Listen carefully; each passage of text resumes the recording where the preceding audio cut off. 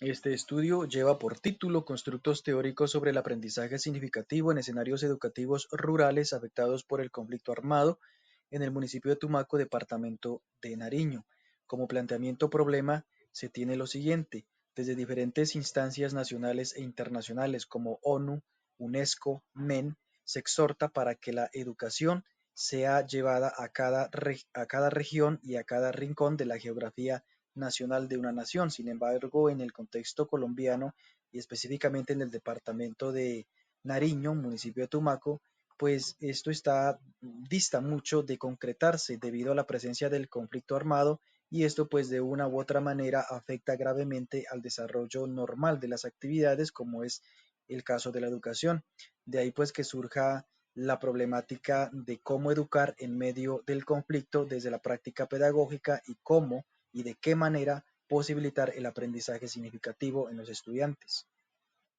Como propósito general y propósito específico derivado de los interrogantes, se plantean los siguientes. Propósito general: proponer un constructo teórico sobre el aprendizaje significativo en escenarios educativos rurales afectados por el conflicto armado en centros educativos del municipio de Tumaco, departamento de Nariño. Como propósitos específicos: develar las particularidades, problemáticas y necesidades que tiene la educación en los contextos rurales con presencia de conflicto armado en el municipio de Tumaco. Analizar de qué manera los docentes podrían llevar a cabo su práctica pedagógica en escenarios de conflicto armado y reflexionar sobre cómo el conflicto armado afecta al proceso educativo de los estudiantes. Siguiendo con la justificación, se menciona pues que desde los centros educativos y por ende la población escolar es afectada directamente por el conflicto existente en las zonas, impidiendo el desarrollo de un sano proceso educativo. Es decir, de ninguna manera se justifica que por estos conflictos que existen al interior de los territorios se vulnere el derecho a la educación.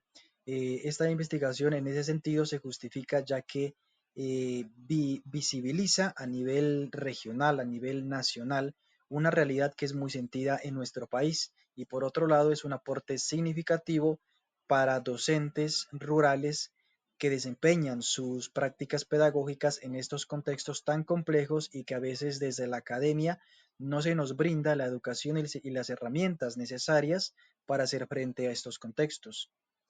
En cuanto a la referencialidad teórica, antecedentes nacionales, tenemos los siguientes: Peña 2023, constructos teóricos sobre la motivación escolar en los espacios rurales desde los aportes de las inteligencias múltiples en educación secundaria de Colombia, el cual aborda la categoría motivación escolar como un elemento medular en los procesos de aprendizaje.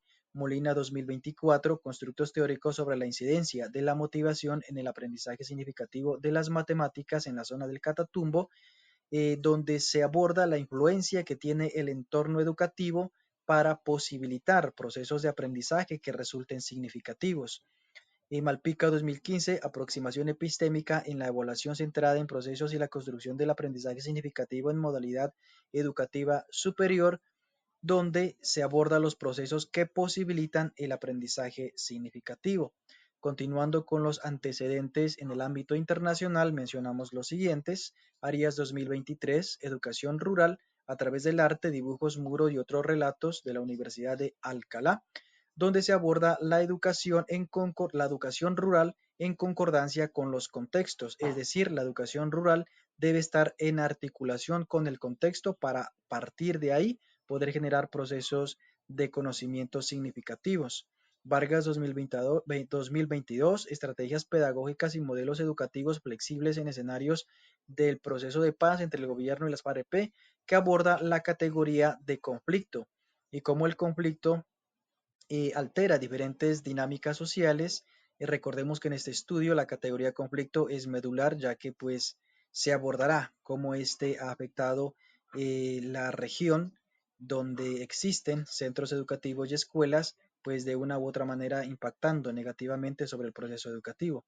López 2022, comprensión de las experiencias educativas docentes de la escuela rural en la subregión centro-sur de Caldas, Colombia, donde se aborda la educación rural y las falencias y problemáticas pues que está actualmente atraviesa.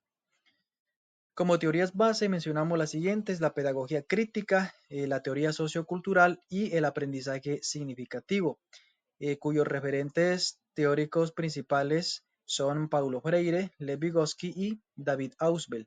Paulo Freire en el sentido de que eh, visibiliza o tiene la visión de una educación donde existe una relación horizontal entre el estudiante y el docente, es decir, el protagonista en este proceso es el estudiante, donde el conocimiento, donde su conocimiento pues también es tenido en cuenta, a diferencia de lo que ocurre pues con la educación tradicional, donde el docente es el único portador del conocimiento.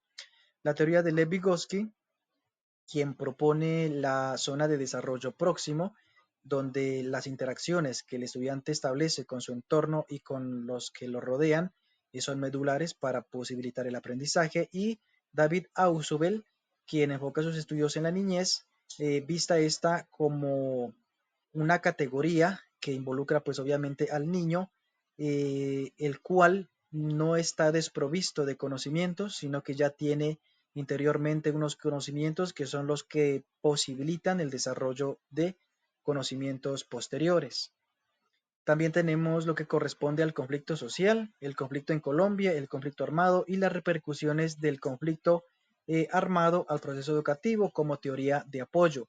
De igual manera, el aprendizaje social de Bandura, que va en estrecha relación con lo planteado por Vygotsky, y Piaget, quien es un referente pues de la pedagogía y de la educación, sobre todo centrada en los niños a través o desde las etapas de desarrollo. Mencionamos brevemente la metodología propuesta para este estudio.